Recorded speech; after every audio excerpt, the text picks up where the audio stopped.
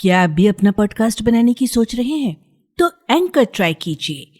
ये पॉडकास्ट बनाने का सबसे आसान तरीका है। नंबर 1, ये फ्री है। नंबर 2, इसमें कई सारे ऐसे टूल्स हैं जो आपको अपने फोन और कंप्यूटर पर रिकॉर्ड और एडिट करने की फैसिलिटी देते हैं। और नंबर 3, आप अपने पॉडकास्ट को डिस्ट्रीब्यूट भी कर सकते हैं, जिससे इसे स्पॉटिफाई और दूसरे प्लेटफॉर्म्स पर सुना जा सके। डाउनलोड कीजिए फ्री एंकर ऐप या विजिट कीजिए anchor.fm पर अपना पॉडकास्ट स्टार्ट करने के लिए।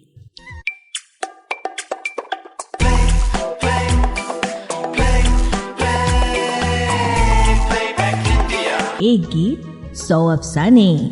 Radio playback India. एक गीत 100 अफसाने की एक और कड़ी में हम आपके साथ हैं। नमस्कार। संज्ञा का विश्वसनीय सूत्रों से प्राप्त जानकारियों और हमारे शोधकर्ताओं के निरंतर खोजबीन से इकट्ठा किए तथ्यों से परिपूर्ण है एक गीत 100 अफसाने की ये श्रृंखला। आज के अंक के लिए हमने चुना है वर्ष 1961 की फिल्म हमारी याद आएगी का शीर्षक गीत कभी तन्हाइयों में यूं हमारी याद आएगी। मुबारक बेगम की आवाज़, केदार शर्मा के बोल और स्नेहल भाटकर का संगीत। लता मंगेशकर के लिए बना ये गीत मुबारक बेगम से क्यों गवाया गया? रिकॉर्डिंग पर पहुंचकर मुबारक बेगम ने केदार शर्मा को कोने में ले जाकर क्या कहा कि केदार शर्मा की आंखों में आंसू आ गए। इस गीत के लिए मुबारक बेगम को उचित मेहनताना क्यों नहीं मिल पाया? मुबारक बेगम, उनका ये गीत और कल्याण जी भाई, इन तीनों का बद्दुआ से क्या संबंध है? गीत के संगीतकार स्नेहल भाटकर और फिल्म की नायिका तनुजा का आपस में कैसा फिल्मी संबंध रहा है, ये सब कुछ आज के इस अंक में। आलेख सुजॉय चैटर्जी का और आज इसका वाचन कर रही हैं प्रज्ञा मिश्रा। कभी तन्हाइयों में हमारी याद आएगी, अंधेरे छा रहे होंगे कि बिजली कौंध जाएगी, कभी तन्हाइयों में। मैंने पिछले 2 दिनों से कुछ खाया नहीं है। क्या आप मेरे लिए 2 पीस ब्रेड और 1 कप चाय मंगवा सकते हैं? ऐसा मुबारक बेगम ने केदार शर्मा से कहा था फिल्म हमारी याद आएगी के अमर गीत कभी तन्हाइयों में यूं हमारी याद आएगी की रिकॉर्डिंग से पहले। गीत रिकॉर्ड हुआ, गाना खूब चला और सिर्फ यही गाना नहीं, इसके बाद गायिका मुबारक बेगम के बहुत से गीत खूब चले। भले वे फिल्में न चली हों, पर किस्मत को पता नहीं उनसे क्या दुश्मनी थी। ताउम्र ये दुश्मनी बरकरार रही। 18 जुलाई 2016 की रात जब मुबारक बेगम इस फानी दुनिया को हमेशा के लिए छोड़ गईं, तब मानो अफसोस से ज्यादा खुशी हुई इस बात पर कि 80 साल की जद्दोजहद और आर्थिक संकट के बाद अब वो बेशक एक बेहतर दुनिया में चली गई हैं। पीछे छोड़ गई वह गीत जिसे सुनते हुए आज भी दिल बेचैन हो उठता है। कभी तन्हाइयों में यूं हमारी याद आएगी, अंधेरे छा रहे होंगे कि बिजली कौंध जाएगी। मुबारक बेगम के चले जाने के बाद जैसे ये गीत और भी अधिक रूहानी बन गया है। ये बिजली रात कर जाएगी तेरे प्यार की दुनिया, न फिर तू जी सकेगा और न तुझको मौत आएगी, कभी तन्हाइयों में। आज इस गीत से जुड़ी कुछ बातें। बरसों पहले विविध भारती के वरिष्ठ उद्घोषक कमल शर्मा से बातचीत के दौरान मुबारक बेगम ने इस गीत से जुड़ी अपनी यादों के उजाले को बिखेरा था। उन्हीं के शब्दों में सुने। शुरू में यह गाना रिकॉर्ड पर नहीं था, सिर्फ कुछ लाइनों को अलग अलग हिस्सों में बतौर बैकग्राउंड म्यूजिक लिया जाना था। मुझे याद है बीएन शर्मा गीतकार थे, स्नेहल भाटकर और केदार शर्मा बैठे हुए थे। रिकॉर्डिंग पूरी होने के बाद केदार शर्मा जी ने मुझे 4 आने दिए। मैंने उनकी तरफ देखा तो कहने लगे कि खुशनसीबी के तौर पे रख लीजिए। ये 4 आने मेरे लिए वाकई लकी साबित हुए। जैसा कि मैं कह रही थी कि यह गाना रिकॉर्ड पर नहीं था, गाने के रूप में रिकॉर्ड भी नहीं हुआ था, पर बाद में उन सबको ये इतना पसंद आया कि उन लोगों ने इस गाने को रूप देना चाहा, रिकॉर्ड पर डालना चाहा। इसके लिए दोबारा रिकॉर्डिंग नहीं हुई, बल्कि उन अंतरों और अस्थाइयों को जोड़कर पूरा का पूरा गाना बना दिया गया। मैं आपको इस वक्त नहीं बता सकती कि वो अलग अलग हिस्से कौन से थे, पर अगर आप ये गाना बताओगे तो मैं बता दूंगी कि किन किन जगहों पर जोड़ा गया है।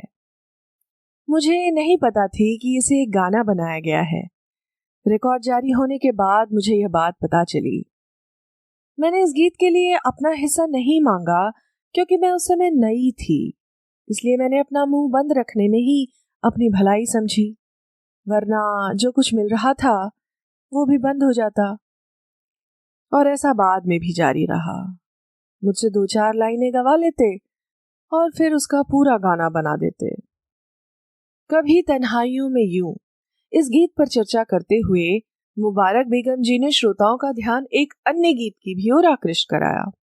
वो गीत था फिल्म जब जब फूल खिले का गीत, परदेसियों से ना आंखियां मिलाना। ये वाकई रोचक तथ्य है कि इस गीत को शुरू शुरू में मुबारक बेगम से गवाया गया था। मुबारक जी बताती हैं, एक दिन कल्याण जी भाई ने अपनी गाड़ी भेज दी और मुझे उनके घर बुलवा लिया। पहुंचने पर मुझे समझाने लगे कि जो गीत मैंने गाया है उसकी जगह एक डुएट रखा जाएगा। मैंने सिर्फ इतना कहा कि मुझे बेवकूफ बनाने की जरूरत नहीं है, अगर आपको मेरा गीत कैंसिल करना है तो आप बेशक कीजिए, मुझे मेरा पैसा दे दीजिए, मैं चली जाऊंगी। तब कल्याण जी भाई कहने लगे कि मैं किसी की बद्दुआ से डरता हूं। मैंने कहा कि बद्दुआ तो आपको लग चुकी, और वहां से चली आई। दोस्तों, मुबारक बेगम, कभी तन्हाइयों में यूं गीत और बद्दुआ की बात हो रही थी उस इंटरव्यू में, और तभी एक और वाकया मुबारक जी को याद आया। वो आगे बताने लगी, मैं एक बार ट्रेन से लखनऊ जा रही थी तो एक सवारी ने मुझे पहचान लिया और पूछा कि आप बद्दुआ क्यों दे रही हैं कि न तू जी सकेगा और न तुझको मौत आएगी। मैंने उन्हें समझाया कि यह सिर्फ एक फिल्मी गाना है जिसे एक गीतकार ने लिखा और मैंने तो सिर्फ इसे गाया है। फिल्म हमारी याद आएगी के निर्देशक केदार शर्मा ने अपनी आत्मकथा the one and lonely Kedar Sharma में इस गीत के बनने की कहानी को विस्तार से लिखा है, जिसका हिंदी अनुवाद कुछ इस प्रकार है। शुरू शुरू में यह गीत लता मंगेशकर से गवाया जाना था। कुछ रिहर्सल भी हो चुके थे, पर रिकॉर्डिंग के दिन लता जी के ड्राइवर केदार जी के पास आए और कहने लगे कि अगर लता जी से ये गीत गवाना है तो अभी मुझे 140 रुपए दीजिए। केदार शर्मा नाराज होते हुए पैसे देने से इनकार कर गए और कुछ ही समय में लता जी ने ऐलान किया कि उनका गला खराब है और वो रिकॉर्डिंग नहीं कर सकती। वो आगे की एक डेट देकर चली गईं। केदार शर्मा ने साजिंदो और रिकॉर्डिंग स्टूडियो की बुकिंग के लिए 25,000 रुपए दिए थे। अगली बार फिर वही बात दोहराई गई और लता जी फिर एक बार तबीयत नासाज का कारण जताकर चली गईं। केदार जी गुस्से में आग बबूला हो गए और लता जी से कहा कि मेरे पास इस गीत के लिए सिर्फ 50,000 रुपए थे जो मैं खर्च कर चुका हूँ, इसलिए अब इस गीत को भूल जाइए। पैसे खत्म होने पर केदार शर्मा ने कब चर्चित गायिका मुबारक बेगम से इस गीत को गवाने का फैसला किया, पर गीत की शक में नहीं बल्कि बैकग्राउंड स्कोर। मुबारक बेगम आई, गीत को सुना और केदार जी से कहा, केदार जी, मैं पहले आपसे कुछ बात करना चाहती हूँ। दोनों दूसरे कमरे में गए और मुबारक जी ने उनसे कहा, केदार जी, मैंने पिछले 2 दिनों से कुछ खाया नहीं है, क्या आप पहले मेरे लिए 2 पीस ब्रेड और 1 कप चाय मंगवा सकते हैं? केदार शर्मा की आंखों में आंसू आ गए। उन्होंने न सिर्फ मुबारक बेगम को भर पेट खाना खिलाया, बल्कि उन्हें कुछ एडवांस भी दिया। बस इतनी सी है इस गीत की कहानी। मुबारक बेगम इस दुनिया में तो कभी खुश न रह सकी। ऊपर वाले से गुजारिश है कि उस दुनिया में उन्हें खुश रखें। केदार शर्मा द्वारा लिखित, निर्मित व निर्देशित हमारी याद आएगी फिल्म के नायक थे अशोक शर्मा और नायिका थी तनुजा। अशोक शर्मा केदार शर्मा के ही पुत्र थे। तनुजा इस फिल्म से पहले अपनी मां शोभना समर्थ निर्मित फिल्म हमारी बेटी और छबीली में बाल कलाकार के रूप में अभिनय कर चुकी थी। हमारी याद आएगी में वो पहली बार बतौर नायिका नजर आईं। फिल्म के संगीतकार थे स्नेहल भाटकर। संयोग की बात है कि तनुजा की दोनों फिल्म यानी हमारी बेटी और छबीली में भी स्नेहल भाटकर का ही संगीत था। यानी कि शोभना समर्थ की फिल्मों में स्नेहल संगीतकार के रूप में काम कर चुके थे। सुमधुर संगीत देने के बावजूद स्नेहल भाटकर को कभी व्यावसायिक सफलता नहीं मिली। फिल्म हमारी याद आएगी के गीतों की अगर हम बात करें तो इनमें कई गायक गायिका की आवाजें सुनाई दी, जैसे कि लता मंगेशकर, मुकेश, मोहम्मद रफी, सुमन कल्याणपुर। पर इनके गाए इस फिल्म के गीतों पर सुनने वाले का खास ध्यान नहीं गया। ना फिल्म चली ना ये गाने चले। पर एक अंतरे का मुबारक बेगम का गाया कभी तन्हाइयों में यूं चल पड़ा।